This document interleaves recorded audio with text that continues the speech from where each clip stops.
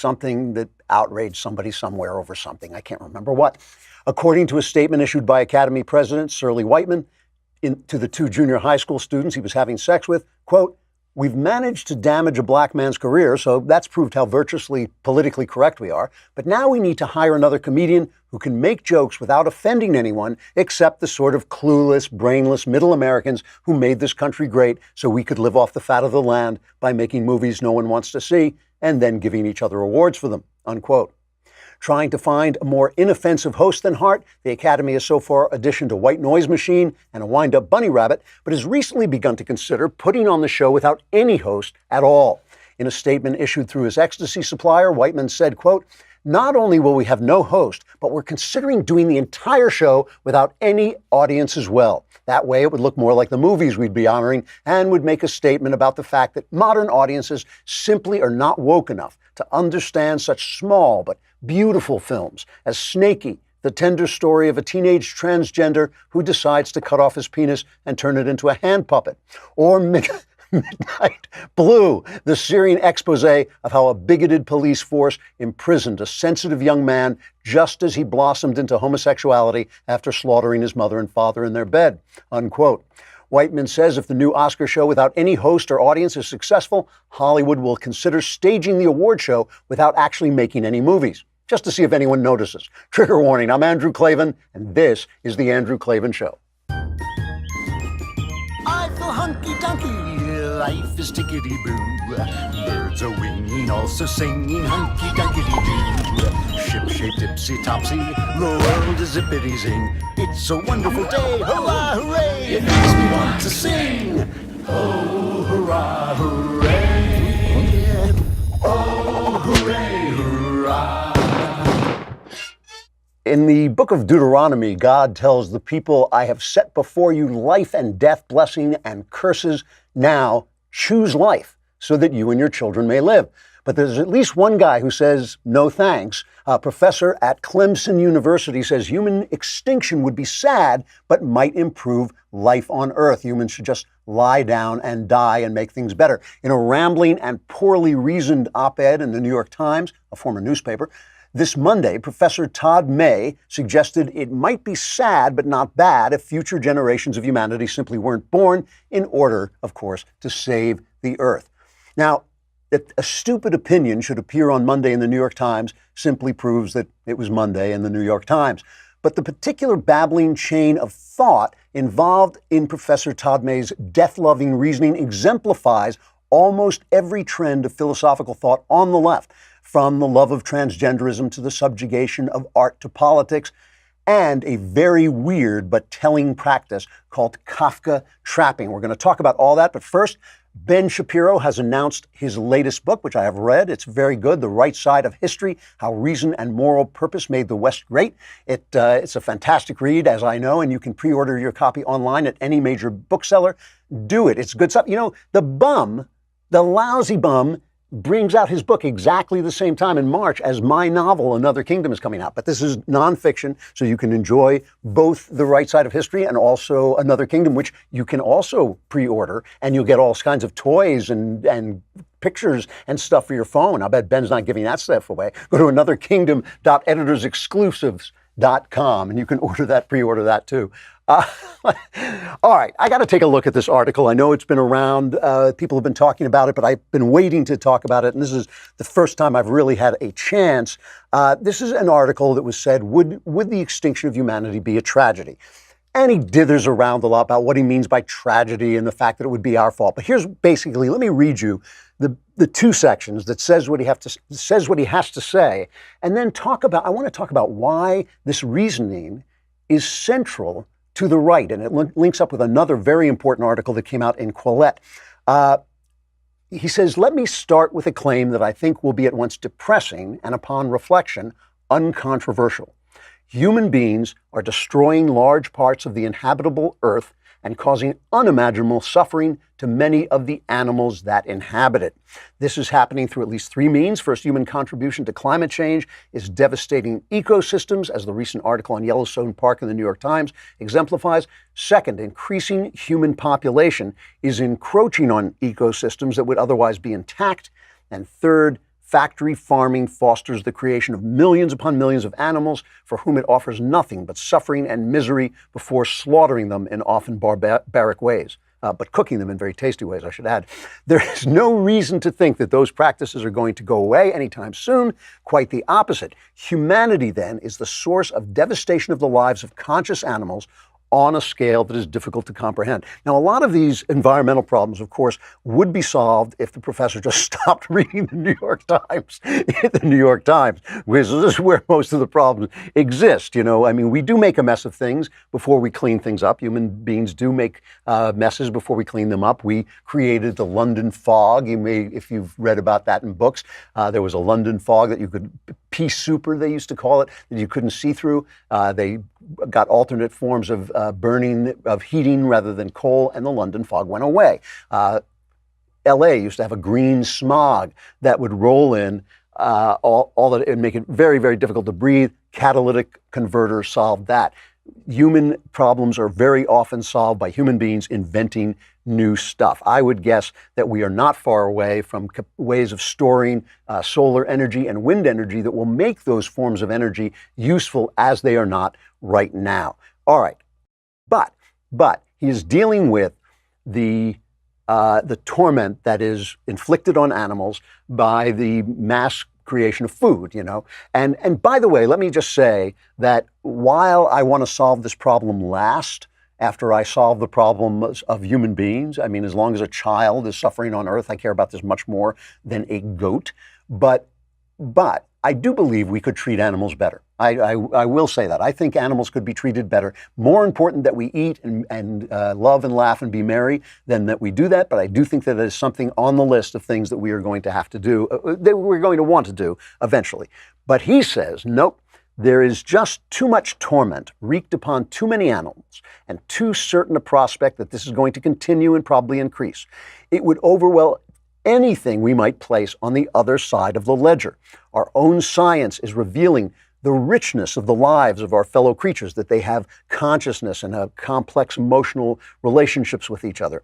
And this ironically gives us a reason to eliminate our own continued existence. In other words, because we are harming other conscious creatures, we should eliminate our existence. Now, he says, one might ask here whether, given this view, it would also be a good thing for those of us who are currently here to end our lives in order to prevent further animal suffering. Should we kill ourselves? Although I do not have a final answer to this question, he says, I guess we can all count ourselves lucky. Otherwise, we might open the door and Professor Todd May would be outside with an axe. But he says, I do not have a final answer to this question. We should recognize that the case of future humans is very different from the case of currently existing humans. I love the New York. You know, I read the New York Times every morning just for the satire. It says, to demand of currently existing humans that they should end their lives would introduce significant suffering among those who have much to lose by dying. In contrast, preventing future humans from existing does not introduce such suffering, since those human beings will not exist and therefore not have lives to sacrifice. The two situations are not analogous. This guy is like a cartoon character in some takeoff on academics, but here he is in the New York Times. He says, it well may be then that the extinction of humanity would make the world better off, and yet would be a tragedy. It's a tragedy because it's our own fault. See, our tragic flaw was that we are doing these terrible things. I don't want to say this for sure, he says, since the issue is quite complex. It's quite complex whether we should all die or not. But it certainly seems a live possibility, and that by itself disturbs me. Again, the fact that the New York Times is running comically stupid philosophical op-eds is not news, right? It's the New York Times. It's the op-ed page. It's, you know, it's Knucklehead Row, that there's another knucklehead involved. It should not surprise us. But it's important because of the way he's thinking and why he's wrong. And in the middle of this article, he kind of flirts with some of the reasons why he's wrong, and he dithers about them for a while. But here is the thing, okay? Every value that he's talking about is a human value and would cease to exist without humans to notice it. The idea that consciousness is a good and suffering is a bad is a human value.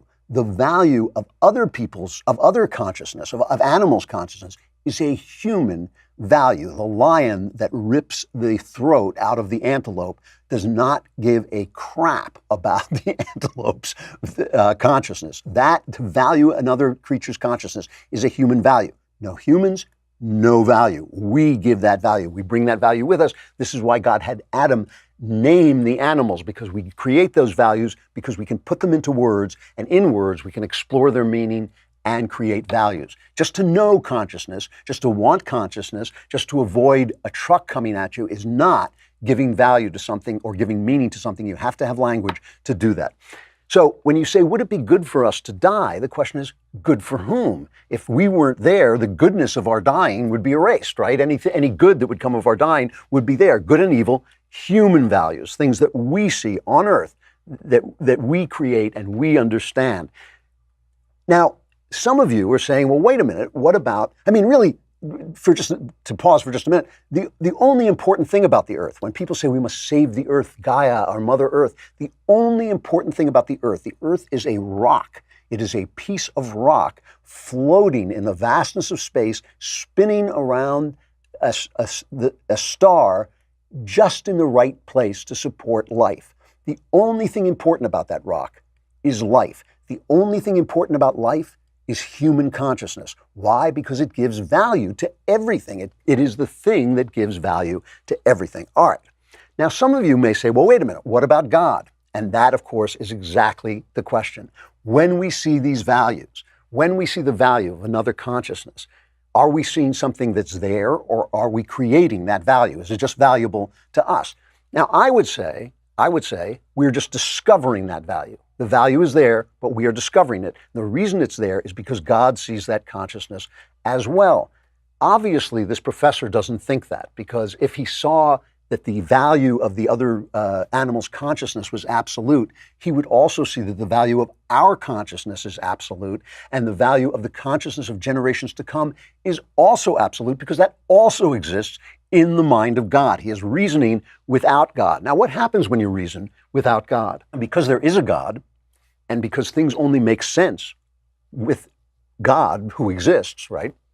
When you remove him, in order to reason at all, in order to speak at all, you have to put something back in its place. What does Professor Todd May put in its place? He puts himself. He puts the idea that his reasoning about this, his thinking about this, is somehow important enough so he can destroy anybody who could think the way he thinks and reason the way he reasons. His entire conversation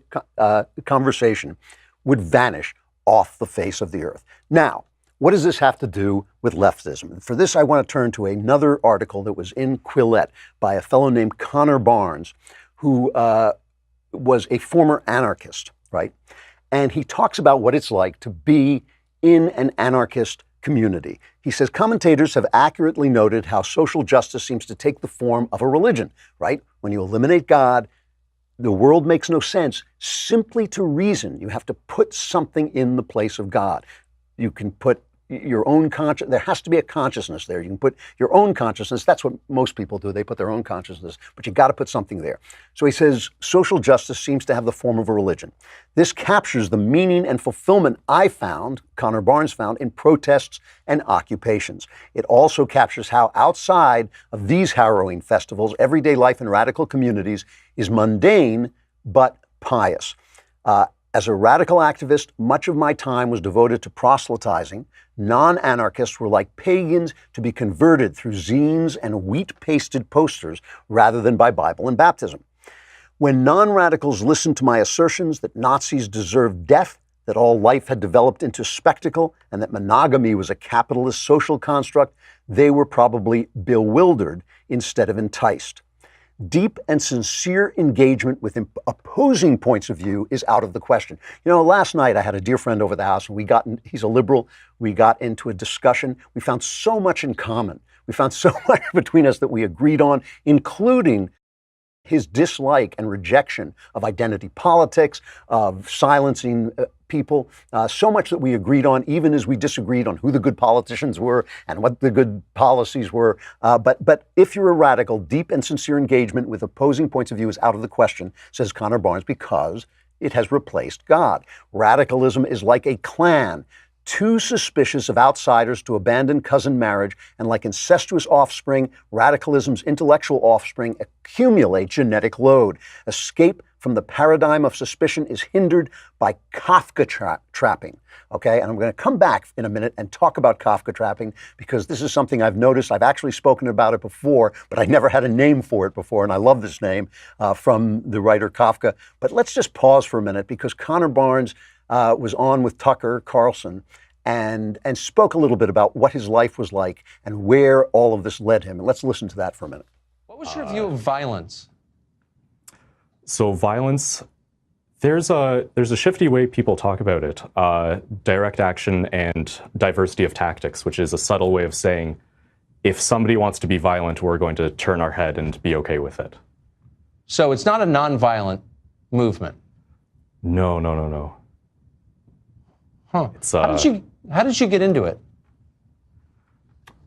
I was a pretty unhappy teenager, and I'm told that happens a lot to teenagers, and I went looking for an explanation, and I ended up just reading a lot of radical literature and found more and more radical literature until I found things that explained that happiness wasn't something you had much control over. Capitalism was keeping you down.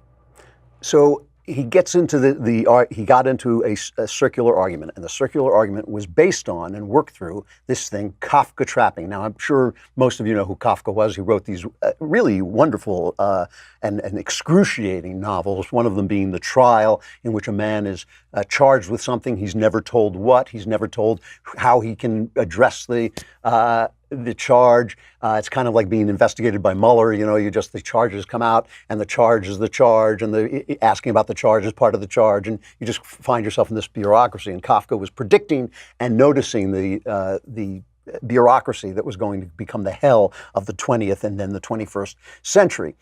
So Kafka's characters were in this trap. So Kafka trapping is the idea that opposition to a radical viewpoint proves the radical viewpoint. And I'm sure you've heard people say this. An example of this is a woman says, being a feminist just made me miserable. And they say, well, that's because you've been convinced by the patriarchy to be against your own interests, right? So the fact that you are against feminism proves feminism's point, okay? Where does this come from? And Connor Barnes continues and writes about this. There is an overdeveloped muscle in radicalism, the critical reflex. It is able to find oppression behind any mundanity, any normal thing.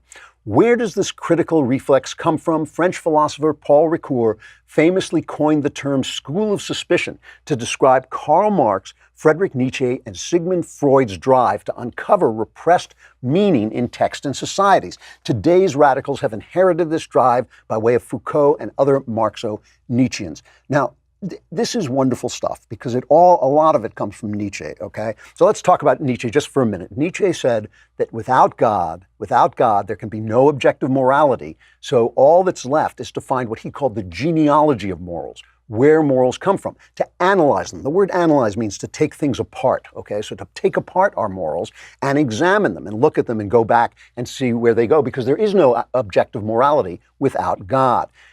Both Karl Marx and Sigmund Freud were dedicated to despiritualizing things that had been spiritualized before. So Karl Marx, not to get too deep in the philosophical weeds, but he said, I'm going to turn Hegel on his head. Hegel wrote a book which is really hard. I read it. It's almost incomprehensible, but it's a book called The Phenomenology of Spirit, on how our spirits develop. Marx took that theory and took the spirit out of it and made it all about money. Going back to feminism, you hear Marx in feminism when they say, oh, women, it's unfair. They don't make as much money when they stay home and take care of the kids, as if money were the only thing life was about, okay? Freud did the same thing with Christianity. Freud took Christianity and he based it all on sex. So instead of the Father, Son, and Holy Ghost, you had the id, ego, and superego. All the things of Christianity were sort of recreated as based on our erotic impulses.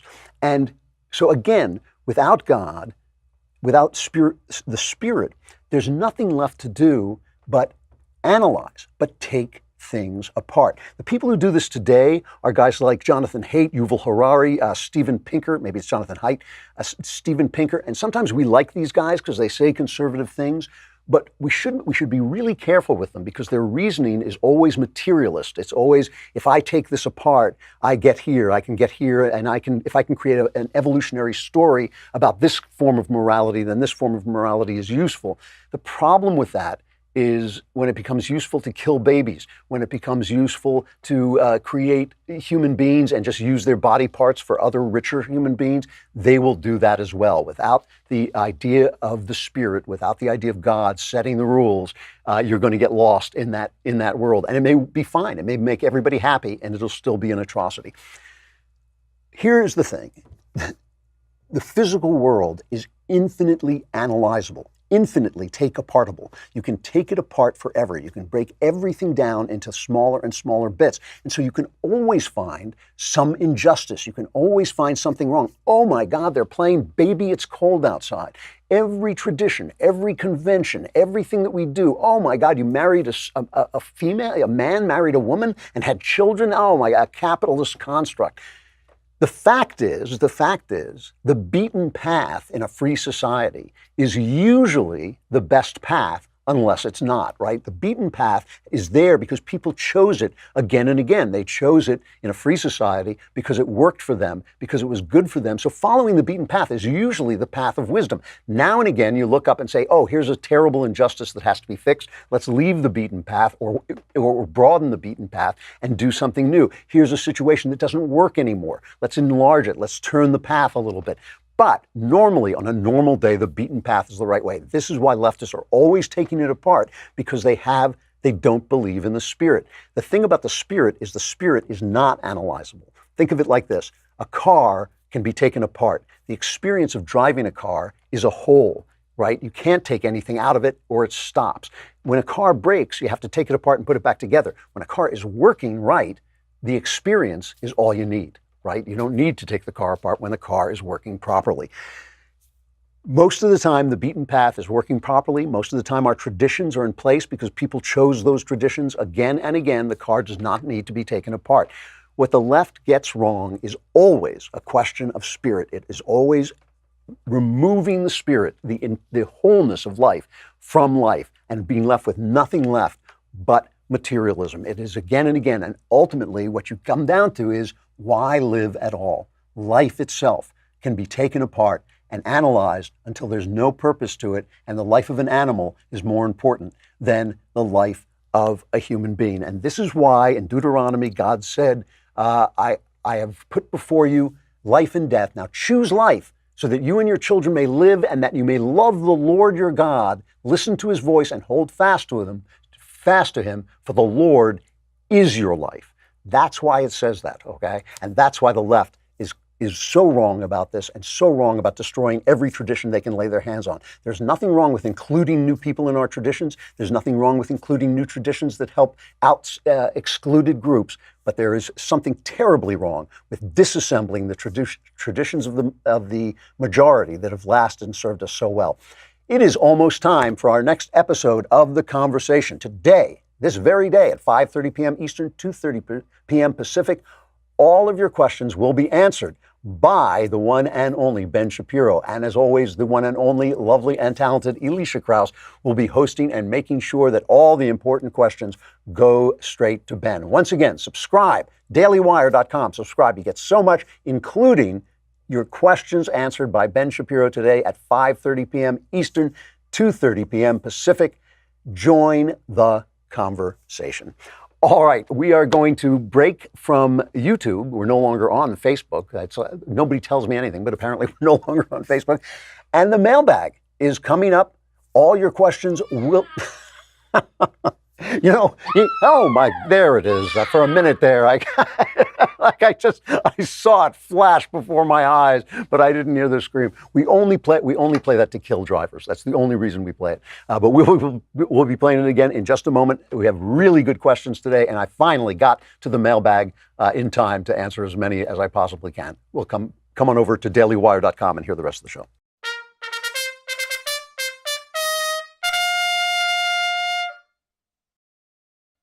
Mailbag. Yeah. All right. From Peter, Master Klavan. My pastor recently did a sermon on Luke chapter 12, 22 to 28. Then Jesus said to his disciples, "Therefore I tell you, do not worry about your life, what you will eat, or about your body, what you will wear. For life is more than food, and the body more than clothes. Consider the ravens. They do not sow or reap. They have no storeroom or barn, yet God feeds them. And how much more valuable you are than birds." See, if the professor had read this, he would know. "Who of you, by worrying, can add a single hour to your life? Since you cannot do this very little thing, why do you worry about the rest?" Here is the question from Peter. My question to you is, how can I be sure to tell the difference between worrying and not caring about life choices such as faith, career, relationships, food, and clothing? Thanks. Love the show. This is such a good question.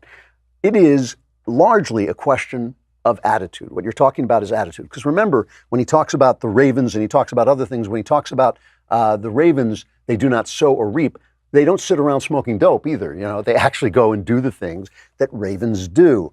You too must do the things that men do. Support your family, have a career, express the desires of your heart in the work of your hands. These are the things that men do.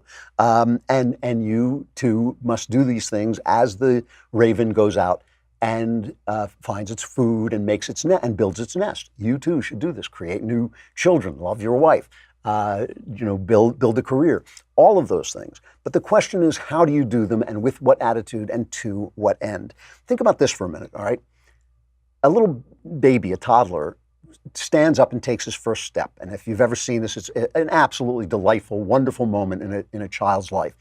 And the child is so proud of himself, and it takes so much effort to do it, and he has to work so hard, and he falls down, and he has to have the courage to get back up even though he fell down and bumped himself and cried.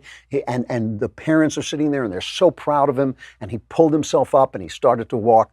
But there was no possibility he wouldn't do that, right? It is his nature to do that. That is what children do. So even though it was an effort, even though it took courage, even though it's an achievement, it was going to happen anyway. It was going to be done anyway, okay?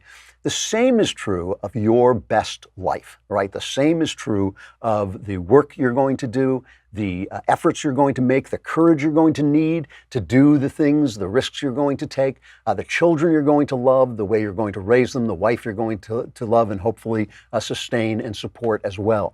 All of these things should be done. None of them need to be done in anxiety. None of them need to be done in worry and fear. A plant grows toward the sun. It doesn't worry about, hey, where's the sun? How am I growing toward the sun? It just does it. And that is the way that Jesus wants you to do it too, because he is the sun. If you follow him and if you put your sights on him, he will take you to those places. He didn't make you to sit still. Just like he didn't make that baby to just lie on its back forever. He made it to stand up and walk and to have that achievement and do that thing. He made you to take the talents that you have and use them and develop them. He made you to bring money home to your family so that they can eat and live and be and enjoy each other. And I think so that your wife can raise your children and have time to do that in her life. And all that stuff can be done without worrying at all. Now, it's tough. It's tough. You will worry because you have a body and your body will dictate those worries. But you should learn. I mean, if you begin to learn now the difference between what your body is feeling, envy, anger, worry, anxiety, and what your soul needs to develop and to become the soul it's supposed to be. If you can separate those two things, you will get a lot of joy out of life instead of a lot of worry and anxiety. And that's what Christ is trying to give you. From Tyler, the one true God King of the Daily Wire, I fear I may have caused a divorce. I found out a few weeks ago that my good friend and his wife were getting a divorce. I was very sad for them and their one-year-old daughter, but in our profession, in the military, it is all too common. I've been regularly checking up on him to see if he's all right. The other night at 3 a.m, he texted me saying he was not all right, that the reason his wife divorced him was because she had fallen in love with me. And he blamed me and was quite distraught. His wife and I did have a great friendship. We had much in common. I asked many of our other friends who were always around us if they thought I had acted indecently or flirtatiously. They thought I had not. My question is, should I confront him in his grief and explain the irrationality of his thoughts, or leave it alone? Also, am I to blame, for I do find her to be a wonderful woman, but I've never thought of her in that way and still do not even think of her that way with the recent revelations? Well, I can't answer whether you're to blame because I wasn't there. Friendships between men and women are always fraught. Pretending there isn't is a lie. It's just lying to yourself. Lying is never good. Anytime there is a man and a woman in a relationship, the issue of sex and romance and erotic attraction is on the table. So I don't know whether you are to blame. I don't know whether there was an element of that you should have seen coming. It's a little hard to believe that she fell in love with you without you noticing it, but it can happen. But let's answer the question of what you should do. What I would do in this situation is I would craft a letter, not blaming him at all, but a letter addressed to him in love, and say, I want you to know that this was not my intention. I did not mean for this to happen. It did not happen to me. I did not feel this way about your wife, but we did have a lot in common, and I was a friend. And I will talk to you. I will be happy to talk to you about this and sit down with you man to man and talk to you face to face anytime you want. I would send that letter, and then I would leave it alone. If he doesn't get back to you, he doesn't get back to you. If he doesn't want to talk to you, he doesn't want to talk to you. If he wants to write you an angry letter, he writes you an angry letter. Don't go get into a flame war with him. Say what you have to say. Tell him what you told me, and then shut up and let him make the next move. And if that move is to sit down and talk with him, sit down and talk with him in the same spirit of explanation. Because, anytime there's a friendship between a man and a woman, it is a fraught thing, and you just shouldn't.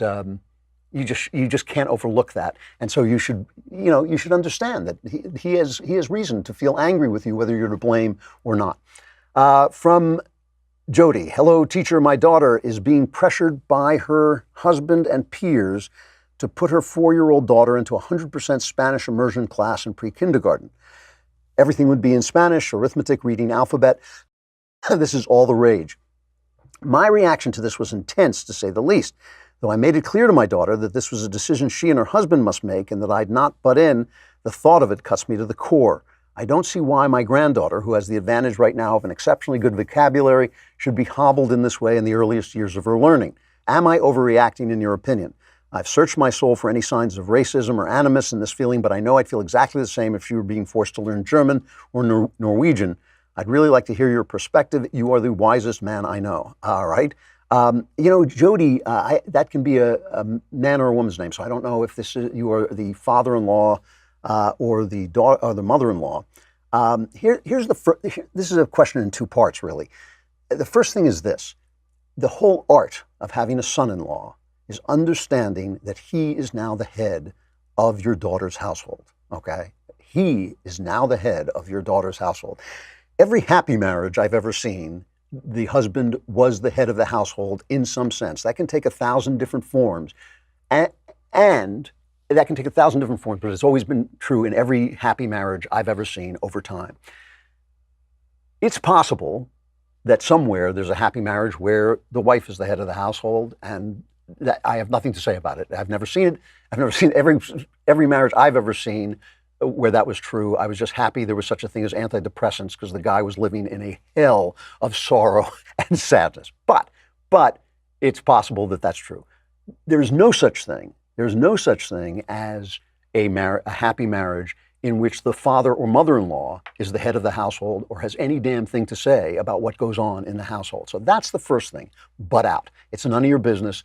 I know, I have a grandchild. I know what you're feeling. I know it's a terrible thing when you think things are not going the way you want them to go. But unless there is danger to life and limb, your job is to be supportive and loving and answer questions when give advice when advice is asked for, and then to stay out of it. He is the guy who is going to make this decision hopefully in tandem with his wife, hopefully in consultation and tandem with his wife. That's the first part of this. So you have to butt out. Whatever happens, it's their decision. It is totally their decision. They don't even need to know your opinion if they didn't ask for your opinion. That's number one and really the most important point. The second point, are you overreacting? Yeah, I actually think you are. Here's why. I think that being bilingual is a wonderful gift for children. I think that it's when you learn languages best when you're little. And kids who grow up in bilingual households have a lot of advantages, and it's a wonderful thing to have. And it really increases your abilities, your thought abilities, and your ability to do business and later in life. And it's just a great thing.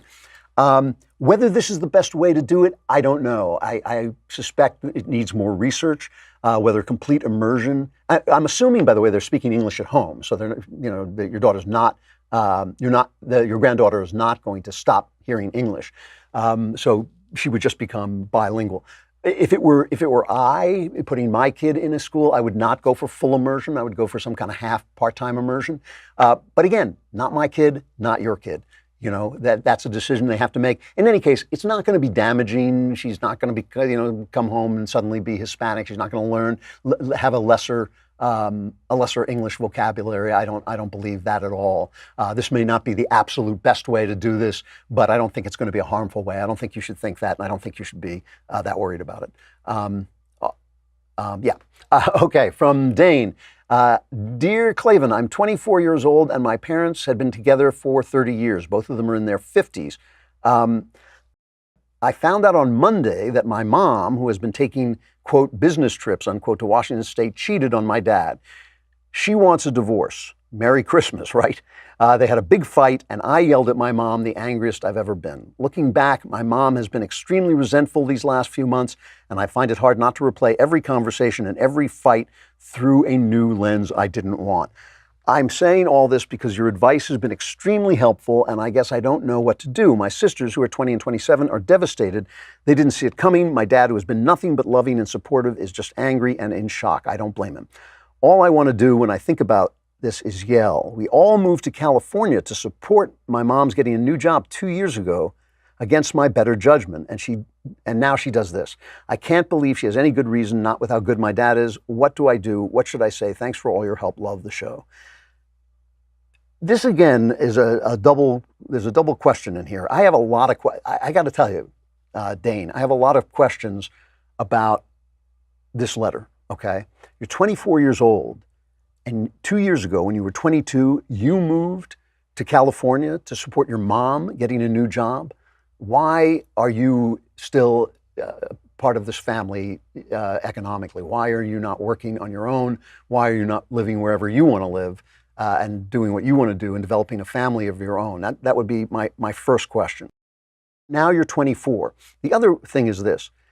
Your mom and dad had a big fight and you yelled at your mom, the angriest. Why were you involved in this fight? Why were you involved in your mom and dad's fight? You are 24 years old. You are a grown-up person, okay? You're a grown-up now. This is a very sad, very painful thing for you, but it is not your life, okay? This is a very sad, very painful thing in your life, but the divorce is not your life. It's their life. It's not your relationship. It's their relationship. Okay? What you have to deal with is your grief and sorrow and sadness that this is happening, not what should be happening between mom and dad. That's between mom and dad. This is their relationship. You don't know anything about it. I mean, you think you do, but you don't, okay? So what I see here is your failure to detach from this situation, not from your pain, not like you shouldn't feel pain, not like you shouldn't feel grief, not that you shouldn't feel anger, and certainly not that you shouldn't give emotional support, especially to your father, who is the wronged party here and with whom you're having a better relationship. But you have no role in solving this problem. You have no role in making this better. You have no role in bringing your mother to reconciliation or your father to forgiveness. You only have a role in supporting them and dealing with your own anger and grief. I feel like there's something wrong here, that you haven't grown up to the place where you should be in time. If you're 24 years old, you should be living somewhere else, and you should have your own life. And again, I can see this is devastating. Believe me, I mean, my kids are both grown. If, God forbid, if my wife and I ever broke up like this, it would be devastating to them. But it would be between my wife and me, and they would just have to deal with their pain, and so do you.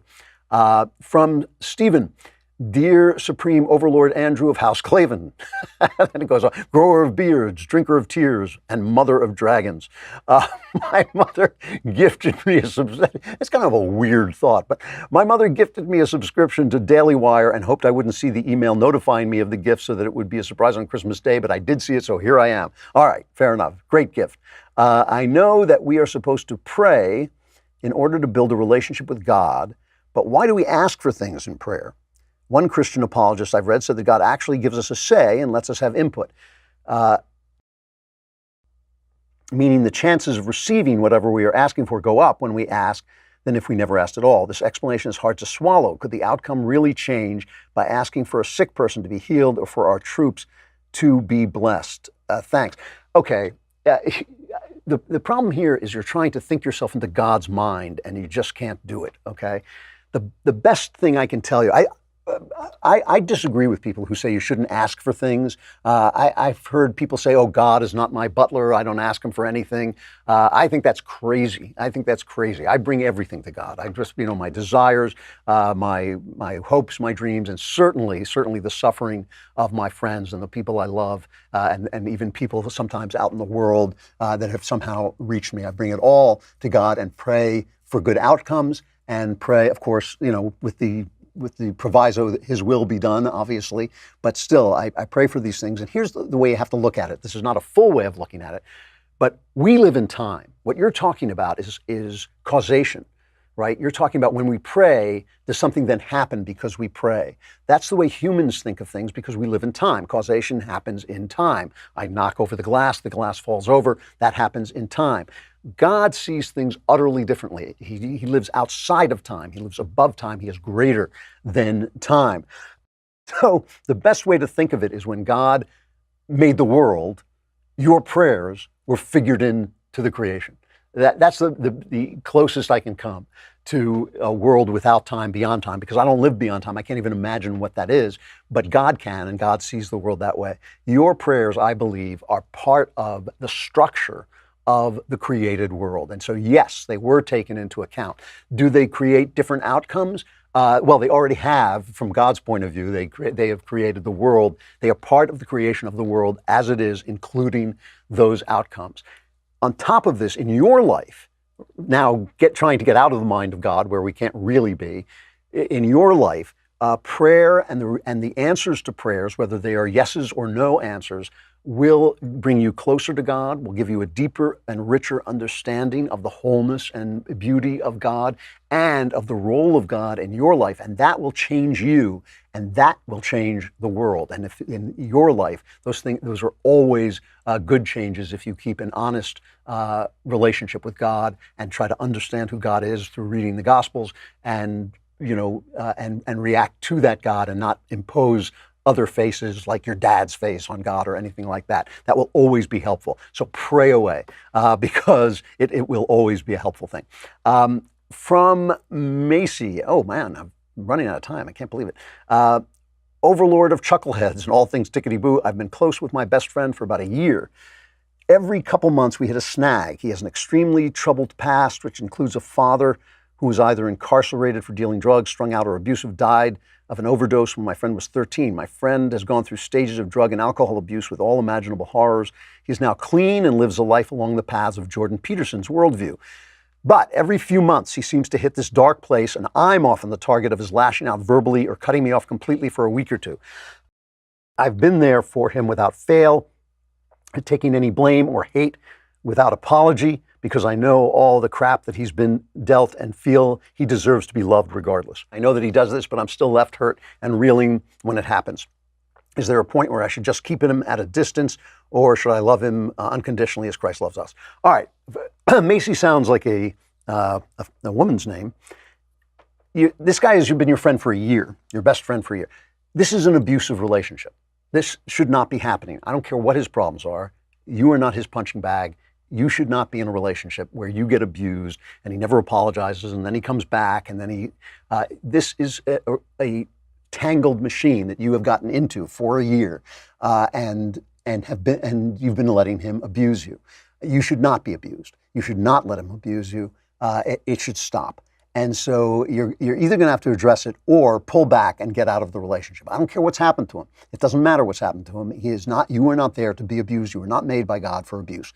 And so what I would say is, if right now you guys are in a good place, talk to him about it. Tell him it's not going to happen anymore. It's going to be, the next time it happens, the relationship is going to be over. The relationship is going to end. And then you're going to have to stick to that. If he is unkind to you, if he's abusive to you, if he cuts you off, you can't be there for him when he gets back. And so you should tell him beforehand So in the hopes it doesn't happen, but you should not be caught up in this kind of cyclical relationship. It will go on and it will get worse. All right, I got to stop. Let's do some tickety-boo news.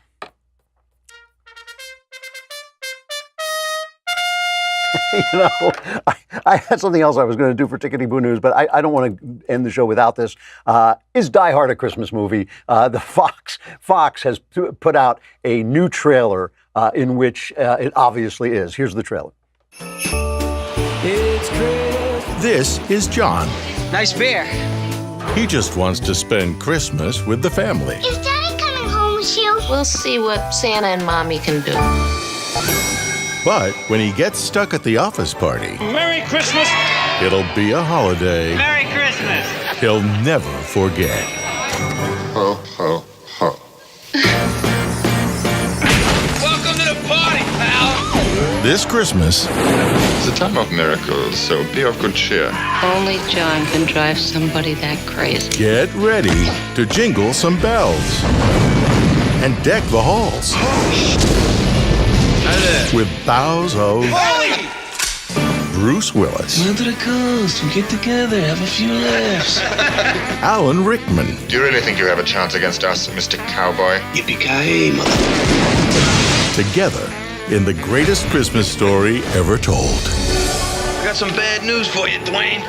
Hans, Bobby. Eat it, Harvey. Holy shit.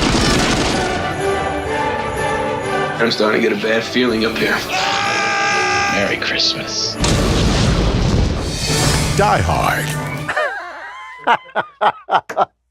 It's brilliantly done. Ala Pundit on Hot Air says it's not a Christmas movie because Christmas movies are what defines a Christmas movie is affection, familial affection, romantic affection, friendly affection, whatever, and it has to be at the center of this, and it's not at the center of Die Hard. I'm going to answer this question once and for all because Ala Pundit is wrong. At the center of Christmas movies is not affection. That is one of the reasons Hallmark Christmas movies are so cloying and why they are not really Christmas movies. They're simply love stories set at Christmas, and this is an adventure story set at Christmas. Christmas is about the transformation of values from earthly values to godly values, and that's what makes a great Christmas story. If you look at the only two really great Christmas stories outside of the gospel, if you look at A Christmas Carol and you look at It's a Wonderful Life, which, as I've mentioned before, are mirror images of each other, right? One is about a greedy guy who goes back and looks over his life and how it has made people miserable. The other is about an overly generous guy, a tremendously generous guy, who goes back and looks at the world if his life hadn't existed and how people would be miserable then. In both of these cases, the Scrooge and George Bailey come back happy without their life situation having changed. Their life situation is exactly the same before their vision as after their vision, but they are now happy. Why? Because they have transformed their values from one set of values to another set of values, and that has given them joy. They understand their life differently, and that's what actually Christmas is about. It is about a set of values coming down into the world and transforming our world, giving it the possibility of joy, even in the misery of Scrooge's life, even in the trouble that George Bailey has gotten into, right? The joy exists even in the troubles of our life, which include death, includes sickness and death. And so that's what great Christmas stories really are about. The only person who's in a Christmas movie in Die Hard is Holly, the wife, whose values are transformed in the course of the movie. That's not true of John McClane. He's the same tough guy as he was when he walks in, but Holly realizes that her marriage is the most important relationship in her life and more important than her business life. And so she's transformed. She's actually in a Christmas movie, but McClane isn't, and neither are we. All right, I'll be back tomorrow, last day before the Klavanless Christmas begins, so you don't want to miss it. You want to suck up all the Klavan-y goodness you can to get you through the holidays. Be there tomorrow. I'm Andrew Klavan. This is The Andrew Klavan Show.